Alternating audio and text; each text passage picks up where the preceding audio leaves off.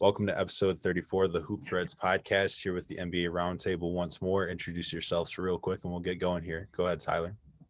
Tyler Seleni. Find me on Twitter at TSeleni. Jordan.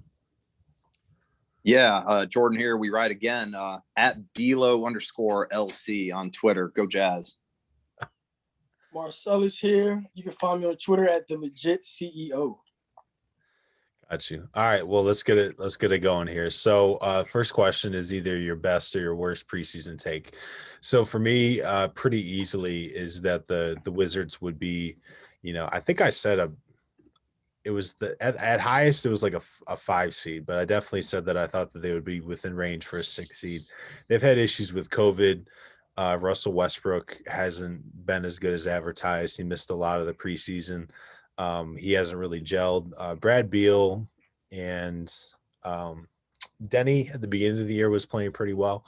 Some of the young guys are doing okay, but Bertans has regressed like severely. And the shooting has been an issue for sure. And the defense has continued to be a problem. So does not look like they're going to be an NBA team. If they do, they slip in, toward the end as a 9 or 10 seed. So Seleni, what you got for this one? Yeah, this is my bet. I'm taking the L on predicting DeAndre Ayton as a potential most improved player. Man, I really thought with Chris Paul in town that he would really step up. I mean, he was averaging 18.5 points a game last year. I thought that would step up, but man, he's cheeks.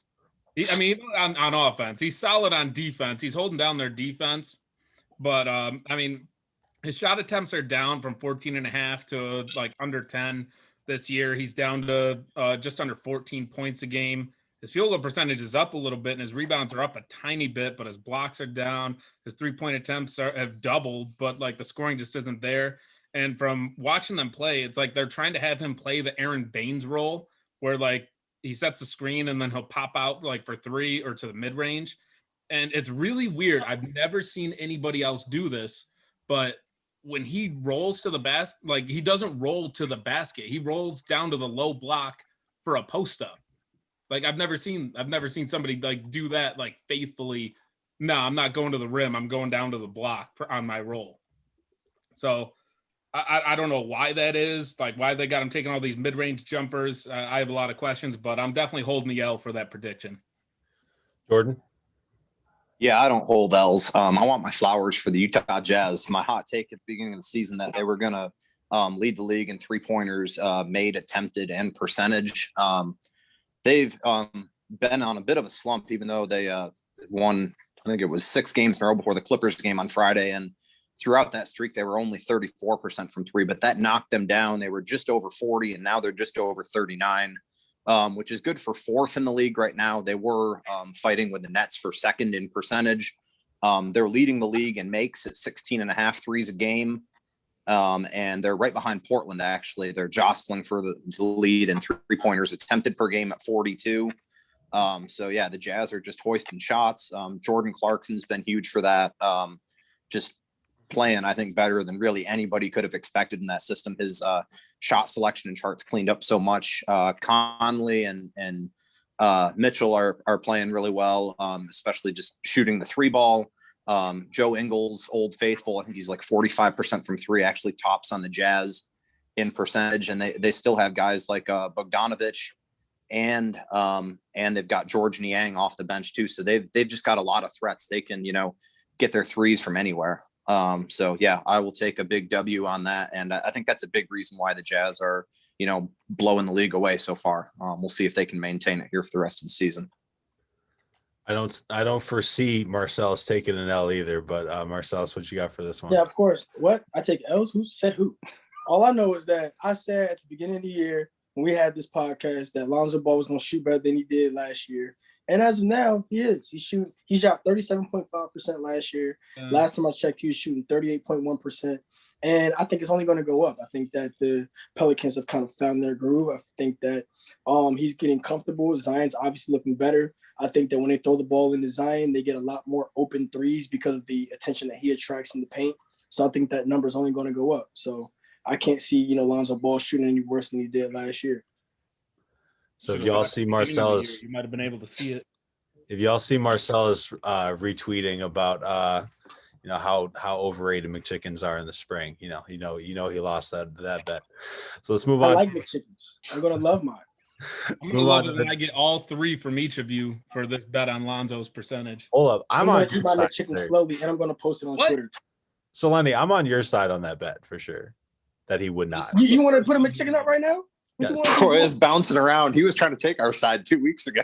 Yeah, he was. Yeah, all right, we'll settle that one off when we're not recording. We'll go to the tape on that one because I know where I stand on that. All right, so I've hated on that man his entire life since high school. So I don't know why you think I would be jumping on the bandwagon now. Anyway, so you don't got the heart. So you don't got the heart to put a McChicken. Oh, I do. You want to put another one on it? We already have one on. Yes, sir. Aaron's in the bet. We just got to clarify whether. I want one too. Double up. Chickens. Double up. All right, bet. And Jordan too. What are you talking about? All 4 of us. I'm on this. 4 of us. Yes, All sir. I don't want to double it because like at the time I was like, yo, if we doubled it, that would mean 6 McChickens coming my way, and that's just too many calories, man. I ain't about this that. man's too cheap. He doesn't want to pay it. But you're on my side of the bet. Yeah, what am I gonna do with 6 McChickens, man? That's $6.36. I'm not investing. All right. Anyways, so let's bring it back to earth here. So the second one is going to be our second half prediction, either a player, a team, or a trend. I think it's a pretty bold take. It's been very surprising to most of the NBA community. I would say that the Knicks are where they're at. I think they're currently 7th in the East. I have some defensive stats pulled up for you guys. So they're first in points allowed, they're first in field goal allowed, 3-pointers. They're top 10, kind of limiting those. Opponent 3-point percentage, they're first. Opponent field goal percentage, they're first, and defensive rating, they're third. I think that we'll get to it later, but I think they're going to have their best player is going to get snubbed from the All-Star game, and that usually leads to a tear of really high-level performances from that person. So I think that's going to happen post All-Star break. But I think some of the young guys are going to start to get it figured out. Obi Toppin has really had a poor start to the year. Not shooting the ball well. A lot of his weaknesses that people saw before the draft are kind of coming to the surface as far as just him being a woeful defender. So I think some of that stuff will kind of improve as their defense continues to win games for them. So and they're definitely not trying to tank. So I think we all are holding the L on that one. I think one person in the Knicks over. I think it might be Jordan. But anyways, I see that continuing, and I think they're going to get in the playoffs. You know, they only have to get a top 10 seed. They're at 7 now. And the East is bad. My goodness. So, all right, Selene, what you got for that? Well, first of all, I just want to extend that I'm willing to make another McChicken bet on Obi Toppin's second half performance. That dude, I told you, he was a bum. But so this is my thing for the second half.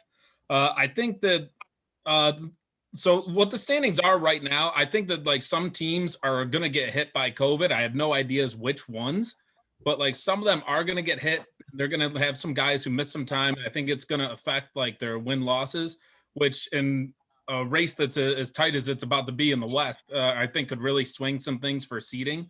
So kind of which teams can avoid that COVID bug and which teams don't, I think it really affect things. Got you. Jordan? Yeah, so I'm going the other way on that from Selene. I mean, I'm going to try to predict just the on the court performance of these teams and what I've seen so far. Yeah, there's obviously the great unknown, the variable of COVID and, you know, how that could affect teams. But I think the top 5 teams in the West as they are now, I think there's 2 tiers. I think there's Utah and 2 LA teams as the top tier. And then I think Portland and Phoenix are locked in for that 4-5 matchup. That's I think those 5 teams roll through and nobody touches them for the rest of the season in the West. I've got Utah actually taking the 1 seed. Maybe a little bit of a homer pick, but I will back it up with the fact that the Jazz, I believe last I checked, had play, I think the 6th hardest schedule in the NBA so far. Meanwhile, both of the LA teams were down in the 20s. So the Jazz are going to get some much easier games in the second half. Meanwhile, these LA teams, you know, they're going to be getting Anthony Davis back. They're going to be trying to load manage Kawhi and Paul George. And shoot, LeBron hasn't even missed a game yet this year. So you figure he's going to load manage at some point in time. I like the Jazz to get that 1 seed, and maybe that's the optimistic part of me, but they've got a couple game cushion right now. A couple quick hitters I have. I guess just one last one. The East. Big fan of Nick Nurse as a coach. I think Toronto has kind of settled in there, playing their home games down in Tampa Bay. They've actually made a move all the way up to being tied for 4th in the East. I've got them finishing top 3. I've probably got them displacing Philadelphia if I had to pick one of those 3 teams between Brooklyn, Milwaukee, and Philly. But I think they'll get past one of those 3 teams and take top 3 in the East. I don't think they, just lay down in Kyle Lowry's last run there in Toronto. So, Marcellus? Mine is that LaMelo is going to first finish, or he's going to start the rest of the season. He's no longer going to be a role player, bench player. He's going to lead the Hornets to the playoffs, and he's going to end up winning Rookie of the Year. I think that at the beginning of the season, I was kind of feeling Anthony Edwards. I felt like he was the best player in the draft. I felt like he deservedly went number 1. But what I've seen from LaMelo is he's obviously the spark of their team. I know that a couple of nights ago, Terry Rozier had the game winner, and Miles Bridges is the guy on the end of those, a lot of those assists for LaMelo. But at the same time, I feel like LaMelo is obviously the joy of the team. He's the heart and soul of that team. And when he's in the game, they just look like another team. They just look like a better squad. And so I think that, they're going to stay solid. They're going to end up finishing as one of the top 8 teams in the East. And he's going to end up, like I said, being a starter because you have to make sure that he finishes and he starts those games. He's going to get the majority of those minutes. And I think that he's played like the best rookie. I think that every other rookie has had kind of stretches where they haven't played well. I think that he and himself didn't necessarily get off to the best start, but since he's been starting, the team has been playing better and he's kind of looked like a more comfortable and a more confident player. So I think that all 3 of my predictions about LaMelo are going to, end up being true at the end of the season. This man must have stock in Big Baller. Big believer in that family. So you know what I mean? I need my bread. All right, so let's go to the next part of the podcast, probably the most fun part. Picking our reserves for the East and for the West. So I'm going to start. So for my starters, there would be one difference for me, even though I've been supporting Brad Beal since the beginning of time. It seems like now. I have Kyrie, Jaylen Brown instead of Beal, KD, Giannis, and Embiid. And then my reserves, Trae Young, Chris Middleton, Marcellus's guy, Tatum, Bam Adebayo, Bradley Beal, Zach Levine, I did not know he was averaging 29, 6, and 5. I'm definitely gonna show him some love there, especially with the improved shooting that he's shown. And then my last pick is going to be Nicola Vucevic, averaging just under 24 points a game, just under 12 rebounds a game, a little bit under 4 assists and a steal. He's been a very efficient player, despite some really, really terrible circumstances. I mean, that roster, even healthy would be questionable as far as, we've talked about before. It's kind of like the island of misfit toys, but he's continued to ball regardless. And he's been like the one healthy player pretty much for them the entire season. So just missing the cut were Jimmy Butler, Sabonis, and Randle. Tyler? All right. So I know that this is like a whole little imaginary thing. So for me, I'm going to have to take a couple of guys out that are actually starters, because to me, you can't be an all-star if you've missed like 2/3 of or if you haven't even played like 2/3 of the season. So I'm sorry, Kyrie and KD. I mean, obviously y'all love sitting and watching games, so you can just sit and watch one more. So I'm taking them 2 out of the starting lineup. I'm putting the Celtic boys, Jaylen Brown and Jason Tatum in.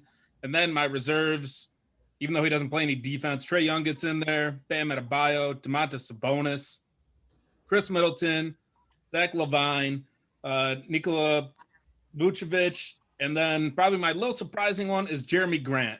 It came down to either Jeremy Grant or Julius Randle, and I was like, well, they got kind of similar numbers, but the only difference is that Jeremy Grant plays defense and Julius Randle doesn't. So for that reason, I put him in. All right, so I'm glad that we're getting to my part, because my thing is that when the numbers kind of add up and you kind of I say whoever I think is the better player.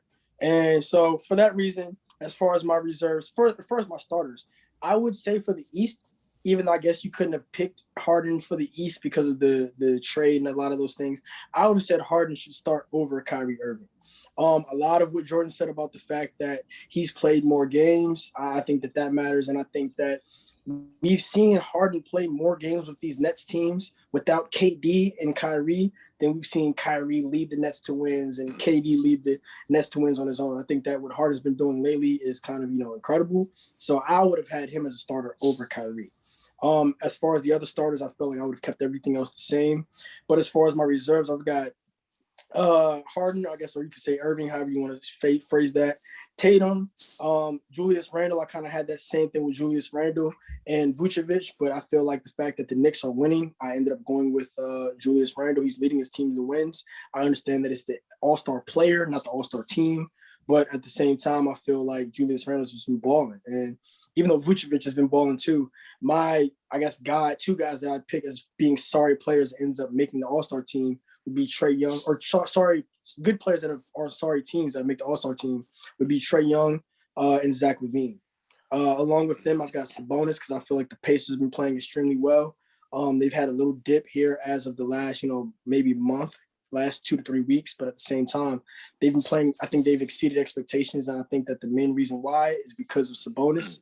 And then in addition to him, my last pick I think is going to actually end up being Jaylen Brown. Jaylen Brown is balled all season. I think that the Celtics are not where they are without him, even though I feel like they are somewhat underachieving. I think that they're the top team in the East, but without Jaylen Brown, I don't know if they're a top 4 team in the East. So that's my last pick for the East. You say he's your last pick? Yeah, that's what I said. I mean, I didn't necessarily say mine in order, but I'm just saying that the guys that I'm picking on the team. My last pick would be probably either Sabonis or Zach Levine. Gotcha. All right, that's fair. Jordan?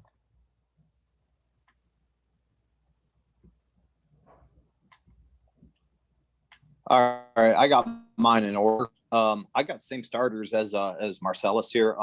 Just to expound on what he said, James Harden's only missed 1 game since he came over to Brooklyn. I don't really think it's a big deal that he, wasn't in the East for the first 3 weeks of the season. Man's averaging 24 points. Uh-oh. Can't hear you. That's a tight average, shooting guard. The perfect and, James is rolling with that. Aaron's gonna have some his editing. net rate. Run that back again, Jordan. Sorry. Yeah, his. Okay. Was it really that bad? Start with I'm picking James Harden and then go from there. Okay, because I heard a bunch of crap on the other 2 before as well, but I just assumed. I guess I was the only one to hear it. All right. So yeah. Oh, come on. Since we're editing, let me take Brooklyn. He's leading the league with over 11 assists a game. Stat line's 24.7 boards, 11 assists. He's just under a 50-40-90 stat line, shooting wise, which I know some people are a pretty big fan of. And his net ratings are just pretty obscene with what he's doing. Double digits in terms of the net rating for his team when he's on the court and the difference of on versus off the court. So he's the engine that's making that team run, and they are second in the East. The other ones are pretty self-explanatory. Brad Beal, I thought about leaving him out of the starters. His efficiency numbers aren't great, but the man's putting up 33 points a game, and it's the only reason why the Wizards are not like 5-25 at this point. And then Durant, Antetokounmpo, and Embiid are just surefire starters for me. I mean, Durant's averaging 29, 7, and 5. I know he's missed quite a few games, but the man's coming back from an Achilles injury. So I have no issue with him missing games for that. I don't think he's trying to dodge anything. I think they're just managing him, coming back from a pretty severe injury. And, he's coming back as well as we've ever seen anybody in the NBA come back from that injury. So yeah, those are my starters. Got Kyrie as my first reserve guard, and then Jaylen Brown.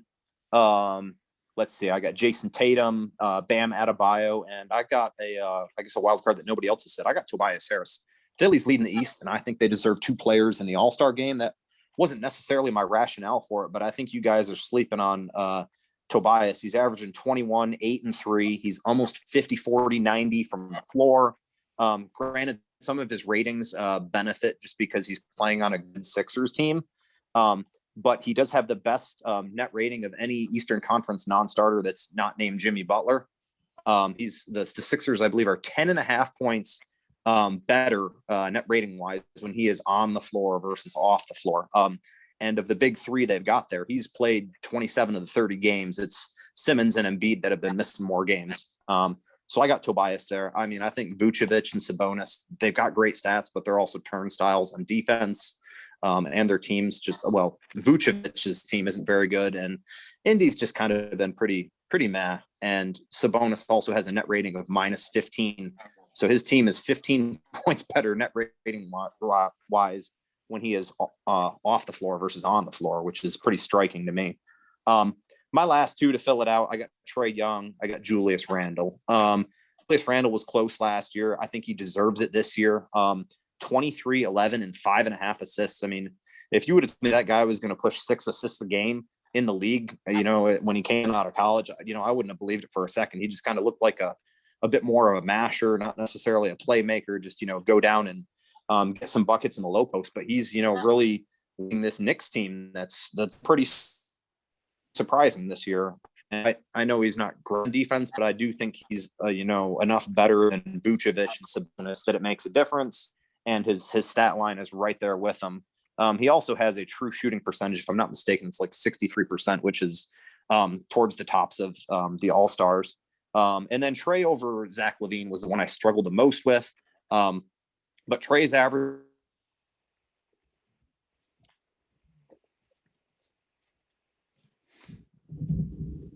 Trae's averaging what? So, why shouldn't Trae make it? The East is worse than the West. And the Mavericks are just as disappointing as the Hawks at this point. You can say there's injuries and other things involved with that, but I mean, to say that the Mavericks aren't disappointing this year at this point is, I think it's a pretty valid argument. So that's kind of what pushed me over on Trae. Also, one last net rating argument: Trae Young's obscenely positive. The Hawks are awful when he's not on the court. And Zach Levine, the Bulls are much better when he's off the court. Off the court. Somehow, I'm not sure how. So that's my East. Kobe White. That's pretty how bad when he's on the court. Marcellus, what you got? I already gave my reserves. He He bumped already the gave West. his Eastern reserves. Hey, Aaron, I'm convinced you burnt out. All right, moving on to the fourth question. Yeah, because you jumped the line, big guy. All right, so What was you talking about? fourth question. So our biggest All-Star game snub. So we talked about the Knicks earlier, but mine is Julius Randle. Like Jordan was saying, some of the growth that he's seen statistically this year, with the assists, with teammates that are improving, but still, significantly. They're overachieving right now for sure. So he's averaging 23 points a game, a little under right at 11 rebounds a game, 5.5 assists, almost a full steal. He's got the turnovers at 3 a game, but with someone that has the ball in his hands as often as he does, you can kind of live with that. So I mean, he's been hot recently at having some explosive scoring games, been scoring in the 40s a couple times. To keep them, where they're at in the East. I really think that I think he's going to get snubbed, and I didn't have him on mine, but I think that he's right there, and he's a big part of why they're winning right now and surprising a lot of people. So what you got, Tyler? I guess that because mine, I took so many guys out because of them not playing games that. It really isn't that close for me because I snuck Jeremy Grant in, so I guess I would say that my biggest snub is Julius Randle. Although most people probably would say that James Harden is actually my biggest snub, but I know that he's played enough games to qualify for my little arbitrary line of whether they make my All-Star game or not. But was that dude really playing those games when he was in Houston? I'm not giving him credit for that. He was mailing that in, understandably so, somewhat, because he did create a terrible team there. But I'm not giving him credit for those games. He's still out. Jordan? Yeah, well, we're going to circle back around to the Western Conference All-Stars. I hope so. My biggest snub, I'm going to stand for my guy, Mike Conley. I don't necessarily think he, deserves to make it. I don't think this should be a lifetime achievement award, which that's kind of the biggest argument for him making it. I think a lot of people maybe are overrating the number of games he's missed because he's played 24 out of 30 games. So he's right at 80%. He's just missed a couple weeks with hamstring tightness lately. I just want to go with one stat on this that to me is just mind-boggling. Far and away leading the league in net rating. The Jazz, when he is on the floor, 16.4 points per 100 possessions better offensive rating versus defensive rating. Next closest is his teammate Rudy Gobert at 14 a game, and then you're down to like the 13s and 12s for some of the Clippers and Lakers. Conley has just been a wizard with the Jazz this season. He's really stepped it up. If you would watch them closely, towards the latter half of last season, he played pretty well in the bubble and was kind of starting to turn it on. But just really glad to see him, making those strides and adapting to what they want him to do in a new system in Utah. I'll give you one quick nugget because I did talk about Trey and Zach Levine being super close for me. Zach Levine has 73% of his team's win shares this season, which, they may be better with him off the floor than on the floor, according to some metrics. But when you have almost 3/4 of your team's win shares, you're doing something right. Like that's Steph Curry territory. So, I think Zach Levine's got a very deserving case as well. So I'm like still trying to decide, and I just figured it out who I'm going to go with as of right now. But I'm going with Vucevic. I feel like the fact that he's averaging 24 and 11 on a Magic team that doesn't really have much of anything else. I think that everybody on that team has underperformed except him. And he's, had a couple triple doubles this year. I think that this has been his best season. He's been an all-star in the past. And the only reason why he's not an all-star this year is just because there are, guys that are in better situations than he is. And it was really tough for me to leave him off my 12 guys that should be, all-stars from the East, but he's the one that I unfortunately had to choose. I flirted with Ben Simmons being in that case because I think that Ben Simmons does a lot for the Sixers, but my guy that I'm going with as the biggest all-star snub in the East is Nicola Vucevic. Got you. So the next question is the guy who next. Yeah, we got to run the West. Yeah. Aaron, you're killing me. Come on now. Slim, we talked about this. Yeah, go ahead. All right. I can go first 'cause Black History Month. Sel goes first on everything now.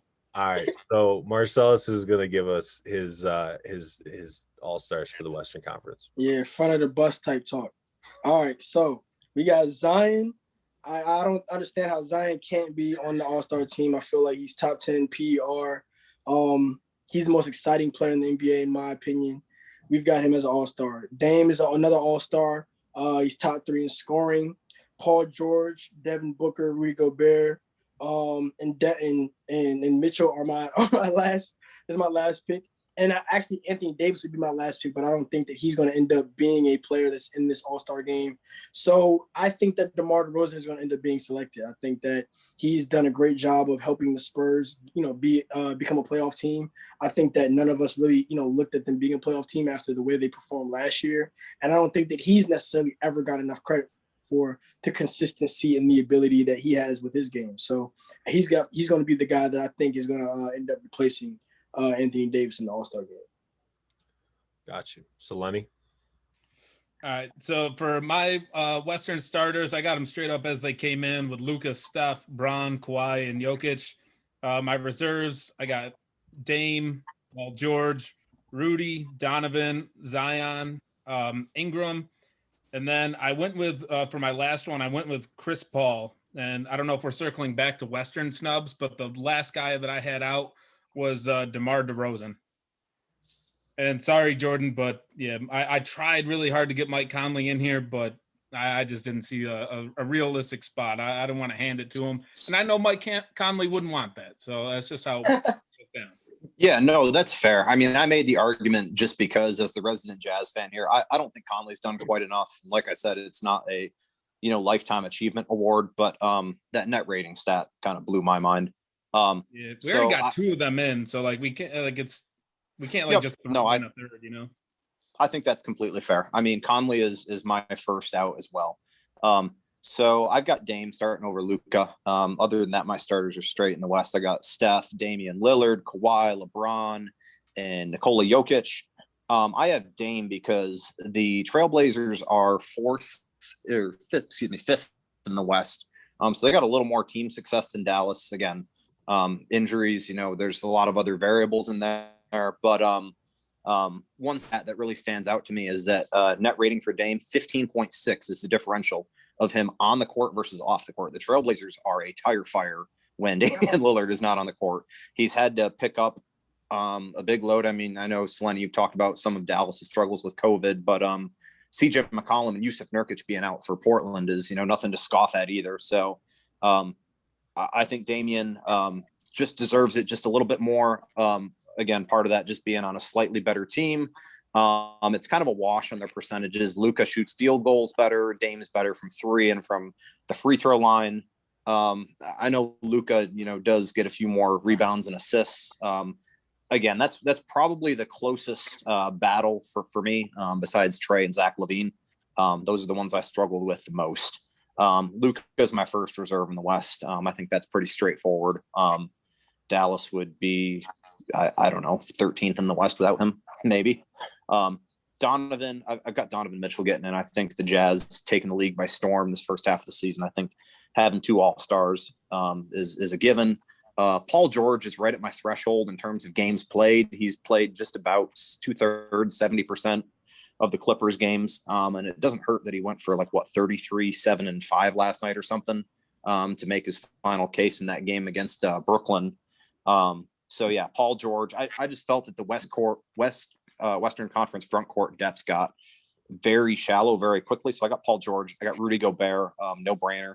I did put Zion in for my last spot. Don't really like what he brings to the game defensively, but I allowed myself one kind of just let's put this guy in because it's going to make the game more fun. And putting Zion in the All-Star game is definitely, going to make it more fun to watch. So I didn't really see many other options in the front court in the West that I liked. I'm filling out my reserves with a couple of guards. Chris Paul's been a wizard this year in Phoenix. I don't really like the guy, but wherever he goes, he just brings success. And I've got DeMar DeRozan rounding it out. Chris Paul versus Devin Booker wasn't really close for me because Devin's had a decent season. He's kind of just been like a less efficient version of Donovan Mitchell for a worse team.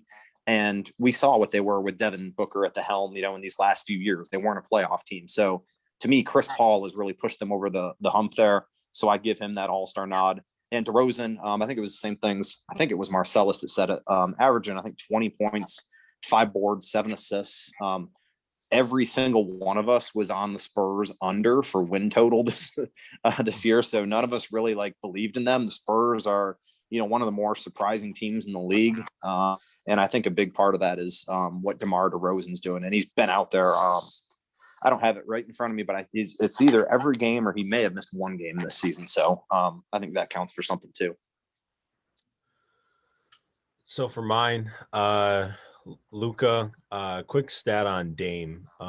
So Damian Lillard, because I had a back and forth with someone on Twitter a couple months ago where he was trying to talk to me about how Paul George was a clutch player, and that, and then he brought in Dame Lillard as a comparison, as if he isn't money in the clutch.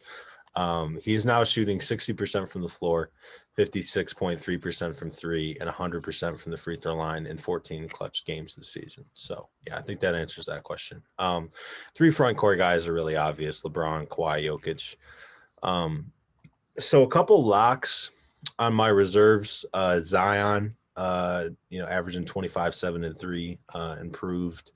And I think his conditioning's got a lot better. I mean, that's not saying all that much for sure this year, but he's finishing games now, and he's just looks a lot less winded. Is just moving a lot better. Chris Paul, just point guard, 17, 9, and 5. I think I was listening to Nate Duncan. He was talking about, statistically, every team that he comes to, he just makes immediately better defensively. And I looked it up last year. They had the Suns had the 19th ranked defense in the NBA. This year, it's 7th in defensive rating, 4th in points allowed. the opponent's 3-point percentage is 3. They're top 10 in opponent field goal percentage. And just so much of that is contributed to Chris Paul and his communication, his leadership. He really gets on guys and makes sure that they're doing what they have to be doing. So other locks, Steph, I don't really feel like I need to go into it there. Begrudgingly, Paul George is a lock when you look at some of his advanced stats. Ingram, Donovan Mitchell, and Rudy Gobert. So I was kind of between Mitchell and Fox and Booker. And I just think what Donovan does just contributes more to winning. And the shooting numbers were significantly better than De'Aaron Fox's. And I think that they were comparable when you're looking at Booker's, if not a little bit better. So I think he's just made incremental improvements. And I think there's certain corners of NBA Twitter that have talked about his improvements in the passing game. He's just finding guys on hook passes, just hitting them in the corner, which just makes him so much more dangerous offensively because he really lives in the paint. So I've been really impressed by that on both ends. He's really taken on that challenge of being a little bit more of a point guard and, finding people offensively and making, the guys around him better. And I think he's a big part of why the Jazz are there. Just missing the cut. Conley, Booker, SGA, who I just think is too young. He's definitely going to make it down the line, and Fox. So I think, and big shout out to my guy, Christian Wood. I think if he hadn't gone down, I think he would have been a lock to be an all-star. I mean, he was averaging 25 and 11, I believe, on good shooting numbers. Really, kind of buoying a really terrible, well, not a terrible Rockets team, but definitely severely depleted from what it was last year. So those are my all-stars. So the last question is a guy who's going to be a first-time all-star next season. So mine is I'm not even gonna lie, it's a bit of a homer pick, being a Syracuse alum and DeMatha guy. Jeremy Grant this year averaging 23.5 points a game, 5 rebounds, 3 assists, shooting almost 38% from 3, 89% from the line, effective field goal percentage of 50. I think next year I definitely don't see them going forward with Blake Griffin there. He's just such a albatross of a contract, and I don't want to say a shell of the player that he used to be, but I mean, he's definitely significantly different in just the athleticism and being able to stay on the court. So I think they're going to move Blake, and that's really going to give an opportunity for Jeremy to take another step further. So just missed out on him making my all-star team this year. I think he started out the season really hot. He hit kind of a lull in the middle of the season where he was scoring, 6 points a game, 12 points a game, having some issues shooting the ball. I would argue that the Killian Hayes being absent from the lineup hurts him just because he, even though he was struggling, he's definitely a setup point guard. And they just have so many bigs and so many mismatched roster pieces that I don't really think it's fair to put all of that on Moose. So, all right, Tyler, who you got for this one? Well, no, it's Black History Month. Marcellus is up. All right, Marcellus. Thank you, Tyler. I appreciate you respecting that. Mm-hmm. Go ahead, put my fist up. So, as far as this is the next year, who's going to be the All-Star for next year, right? Yes, sir.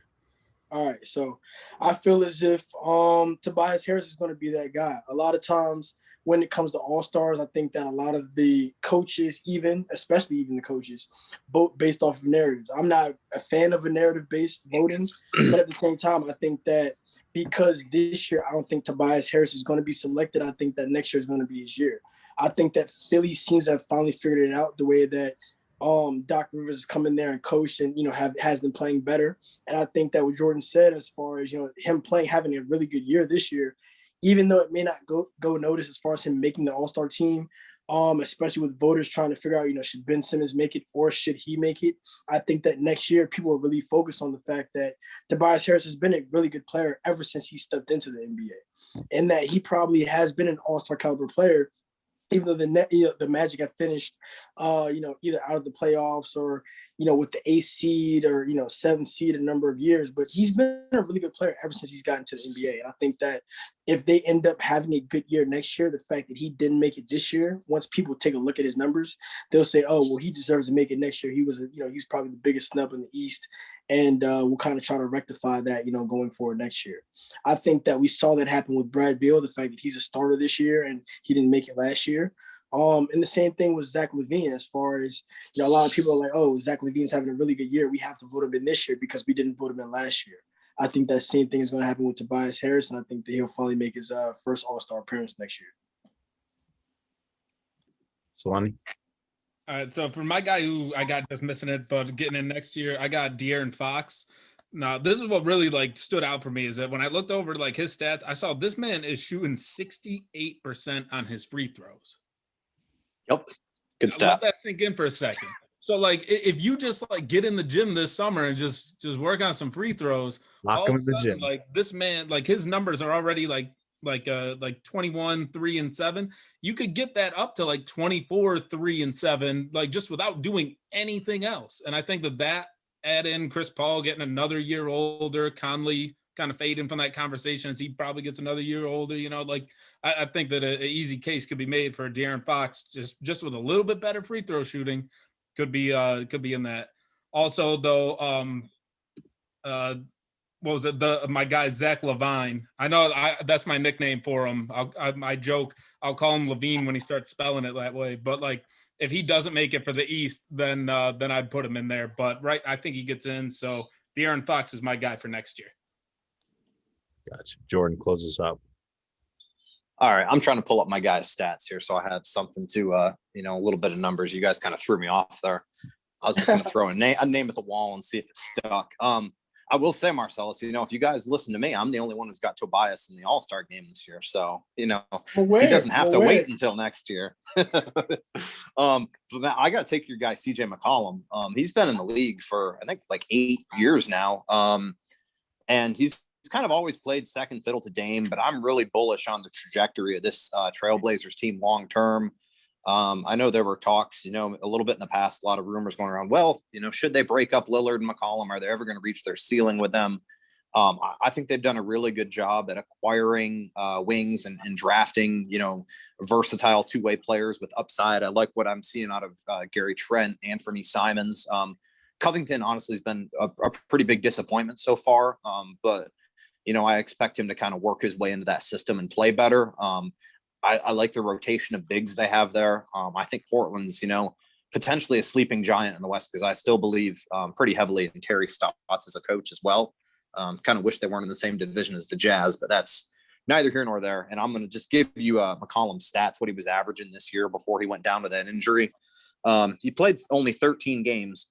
So he was 47% field goals. He was 44% from 3 and 84% from the free throw line, but he was 27 points, 5 assists, 4 rebounds a game. Also had almost a steal and a half a game with just 1 turnover a game. I know the West guard rotation is a little tough to crack, but I piggyback off what Selene just said.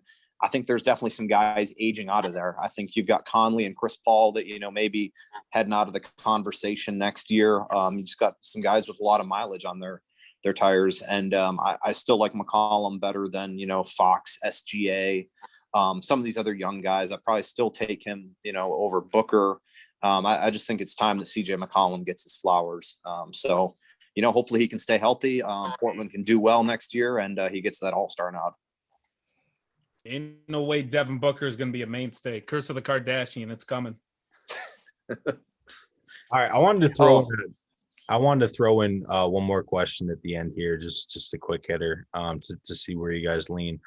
How much do you weigh team success, and how does that factor in as far as a tiebreaker and everything? And do you think that legacy stuff like Conley, he's close, so he deserves 1? Do you think that either of those are valid kind of reasonings when it comes to all-star voting? I can take that. I'm not good. I'm not good with the legacy stuff. Like, I think you need to make it regardless. I think it's, like a Hall of Fame, like any other argument. You know what? Mike Conley missed an All-Star game, but that man got like $150 million contract and was the highest paid player in the league. Like, I'm not shedding any tears for this guy. Like, I think he's done well for himself in his career. So, I think he'd love to, win a title much more than he'd love to make an All-Star game. I mean, I've seen more Jazz teammates talking about it than him, really, which, I'm just not really on board with that. Team success wise, like I'm a pretty big proponent of team success. I think that was definitely a tiebreaker for me for getting Tobias Harris in. I just also felt like, the Sixers, the best record in the East, I thought they deserved two players. And I just didn't really see it out of any of the other guys. Like, I guess Sabonis would have been my next argument for a big man, but like his team's net rating, the Pacers are at least decent, but his team is just so bad net rating wise when he's on the floor versus off. So team success for me, like, definitely plays a big role. You heard me reference it in my Dame Luka argument. And again, Tobias, I think that was, again, I think Tobias's numbers stand up, against anybody else's too. But I think you're getting a lot of empty calorie stuff from, some of these other guys. Yeah, their numbers may be a little bit better. Jeremy Grant's got 3 more points a game, which is great, but he's also got 8 wins overall this season. So, like I'm not going to put a player in from like a bottom 2 team in their conference unless they're putting up like 25, 27 points a game and just setting the league on fire. I mean, even putting Zion in was about as far as I was really willing to stretch that. So the one thing that I don't really like about narratives, at least this time of year, is that, for a dude like Bradley Beal, or a dude like Jeremy Grant, people are like, yeah, but are you winning? And it's like, you can say that, but also like when they stay loyal to their team and they're still balling and still showing up as a professional and doing what they're supposed to be doing. Isn't that what we're asking for? Because whenever they, demand trades, because they're not having team success, we kind of crucify them either way. So that's just why I brought it up. I think it's kind of it's a deciding factor when it comes to splitting hairs. But I don't think it's, unless it's a situation like with the Trailblazers where Dame is really carrying that team. I'm not going to give, Donovan Mitchell the nod over, Chris Paul, because his team has a better record. I think it's, when it comes down to the minutia and kind of splitting hairs, I think it becomes relevant. But I think it can be weighted a little bit too much when, if you're being a professional and you're doing what you're supposed to be doing and your team's not winning, I mean, you can't control everything. So Sel or Tyler, you got anything on that? So I'll go first because Tyler been giving me the love for Black History Month. So I'm gonna let him finish the show out. I feel like if you're the better player, then you deserve the spot. I feel like if you kind of, we can kind of like say, oh yeah, Jeremy Grant versus Julius Randle. Well, who would you rather have on your team, Julius Randle or Jeremy Grant? I think that 9 times out of 10, everybody's going to pick Julius Randle. Now, we can say, oh, maybe we're not going to pick Jeremy. We're going to pick Jeremy Grant because he plays defense. But I'm picking Julius Randle. I think that the majority of GMs are picking Julius Randle. So I'm going with Julius Randle. That's my all-star. I think that at the same time, when, like you said, Aaron, splitting hairs, you will go with the player that's actually that I guess has a better winning team and has led his team to more wins potentially. But at the same time, 9 times out of 10, I'm going with the better player. And the guys put up the better stats. I think that the fact that Brad Beal didn't make it last year because of the fact that his team wasn't that good was, extremely unfair. I think that he was obviously one of the 24 best players in the NBA and one of the 12 best players in the East. And like I said, I think that he should have made the team, especially over guys like Chris Middleton. So therefore, I would have put him in the game. That's kind of like how I always do it. And I feel like if you're the better player, if you have the better stats in your team, maybe didn't win as much, but it's kind of close, I'm going to pick you in that last spot over the guy that's on the best team in the East that maybe doesn't deserve it, but is getting on there just because his team is good. And as far as legacy goes, I don't believe in legacy picks. Similar to what Jordan said, I think that it should be based on what you've done this year. You shouldn't get in the game because it's your 13th year and you've never made it, but you've had a great career, or you've made 14 straight All-Star games. We're going to give you a 15th one. I don't believe in that. Let's reward the guys that have played well this year because that is what the All-Star is about, the best players in the league, the All-Stars for this season. And the argument for that is kind of like, oh, when it comes to contracts and stuff, like they need it. I'm like, yeah, but the dudes that have been playing the league 15 years don't need an extra $2 million. Like they're fuck your contract, bro. Like if you ball out, then yeah. Yeah, I mean, all that is incentives. I mean, most of like the supermaxes and stuff are based off whether you make all NBA teams. So thankfully, we're not dealing with a fan vote there as much. That's why I place a lot more stock in who makes all NBA teams versus all-star games. Selene? I also want to throw in a couple of odds and ends while also answering the question. So, like, first, just to answer that, to me, it's like if two guys have really similar numbers, the first thing that I'm going to look at is like wins. Like, what is one dude on a team that's winning and another dude not? And then if it's still similar, then I look at defense. Who's like a better defender? So that's kind of how I make a decision on that. As far as the Conley thing, like the legacy thing, like I don't really believe in that, especially like I remember this year when ESPN did the whole horse quarantine challenge and he was up against somebody from the WNBA. I can't remember who it was, but she was playing it like in her backyard or like in her driveway on a hoop with a plastic backboard that was like, like similar to mine. Whereas Mike Conley had like his own personal gym. Because like Jordan mentioned, like, yeah, that man was the highest paid dude in the league for like a year. So I think his legacy is going to be all right. So he also won that whole contest, by the way. Won it? Oh, he won it? Yeah, he won that. I didn't know he won that. That's great. Yeah, I stopped paying attention when I was desperate for content during quarantine, but like, man, that shit was boring. So I do know. And then the final thing, you should have read the Bleacher Report article on that one, Tyler. Bleacher Report didn't bother with that one, but I do want to touch on something that Marcellus said, where he mentioned like the whole Julius Randle versus Jeremy Grant. I guess I'm that 1 out of 10 that would personally rather have Grant. Give me a guy who not only can like ball out, if you give him like a little bit of extra touches, but this guy also plays defense. And also, we know from his time with the Nuggets that he can slide into like a complementary role and still contribute to winning. I don't think Julius Randle can do that. Also, in Unreal Black History Month, I do want to also point out that Jeremy Grant's whole reason for going to the Pistons, at least according to him, was because they had a black coach and a black had a basketball operation. So there's your little Black History Month tidbit or nugget right there. Can I throw a couple things in on Jeremy Grant since he's the topic du jour? Sure. Go Qs, even though they got aired tonight. Yeah, for me, like I'm fine with Jeremy Grant, being the front runner for MIP this year. Like I think he's done really well. He's bet on himself in getting out of Denver, and he's been able to thrive because he's been cast in an expanded offensive role. But again, Julius Randle was close last year. If we want to use him in comparison, for me is just, playing on the worst team. Well, besides the Timberwolves, but the worst team in the Eastern Conference right now. The Pistons are just a dumpster fire.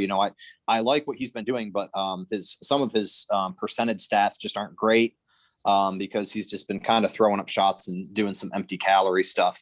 But with that said, I do have a tidbit, which the way I'm wording it now is probably going to give it away. But just a little bit of bar trivia, if you ever want to throw this out with your friends. Free throw this season. I'm going to give you 4 guys, and you're going to tell me who's number 1 amongst these guys. Kawhi Leonard, James Harden, Jeremy Grant, and Kevin Durant. Most free throws? Harden, Durant, Kawhi. Just percentage. Oh, percentage. Percentage. And Jeremy Grant. It's Jeremy Grant. Look at that. Thank you for helping. It's Jeremy Grant. This man was a career 69% free throw shooter, and he's up at 89% with the Pistons right now. So yeah, there's Selene's, get De'Aaron Fox, lock the key, put him in for the summer. And yeah, Jeremy Grant. I don't know what he, what the reasoning was behind that.